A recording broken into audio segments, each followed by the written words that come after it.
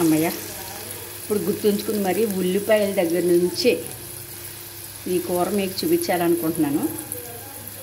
ఈ కూర చాలా ఎక్కువగా ఎవరో వండుకోరండి ఈ కాంబినేషన్లో.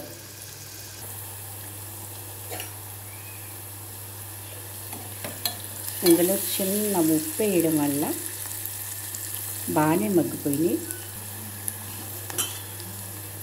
ఇందులో పచ్చిరొయ్యలు నాకు మా వారికి మాత్రమే బాగా ఇష్టమైన కూర.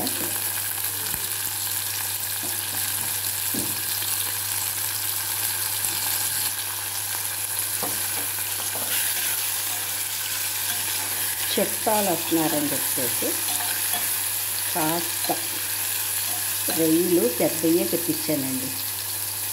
మామూలుగా మేమైతే కొంచెం చిన్న రొయ్యలే తింటాం. రొయ్యలు చక్కగా వేగిపోయింది. ఇందులో ఒక స్పూన్ అల్లం వెల్లుల్లి,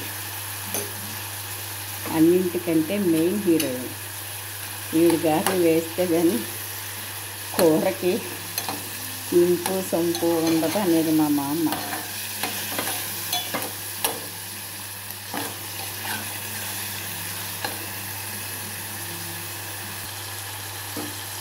కాస్త పసుపు,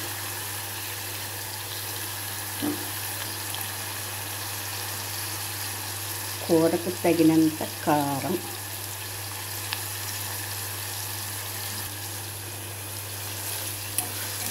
వేసి ఒక్కసారి బాగా కలిపేసి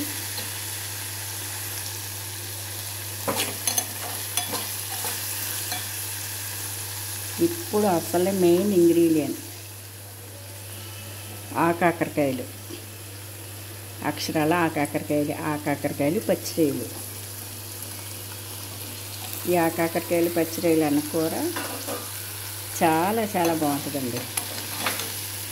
ఇది అన్ని రకాలైన వీళ్ళు కూడా ఫిట్ అయిపోద్ది. ఆకాకరకాయ మటన్ కాబట్టి కొంచెం చికెన్లో ఎప్పుడు వేసి వండలేదు, కానీ చూసారా కూర మొత్తం కలర్ఫుల్. రెండు ఉడకంగానే కట్టేసుకోవడమే, తినేయడమే. కూర కాస్త మగ్గిపోయిందండి, నీళ్ళు పోసేసుకోవడమే. ఇందులో మాత్రం అన్ని రకాల మసాలాలు వేయాలండి. ఆ పైన వేసింది అల్లం కాదు, మసాలా పొడి, లవంగాలు ధనియాలు యాలక్కాయ. ఇది ధనియాల పొడి చూసారా. ఇది ఇగురు చక్కగా తెల్లగా రొయ్యలు, పచ్చగా ఆకాకరకాయ ఇగురు దగ్గర పడాక వేడివేడి అన్నంలో కలుపుని తినేయడమే. కూర ఉడికిందో లేదో చూద్దాం. అయిపోయింది. పైన చక్కగా కొత్తిమీర వేసుకొని ఒకసారి కలిపేసి ఆ వేడికే మగ్గిపోద్ది కాబట్టి మొత్తం అన్నీ సరిపోయినాయండి. చూసారా, ఆకాకరకాయ కూడా చాలా తొందరగా మగ్గిపోద్ది. రొయ్యలు ఆల్రెడీ వేగిపోయినాయి కాబట్టి కూర చాలా తొందరగా అయిపోద్ది. చాలా రుచి.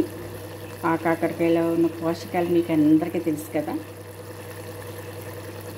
రెండు కాంబినేషన్ చాలా బాగుంటుంది. ఒకసారి ట్రై చేసి చూడండి.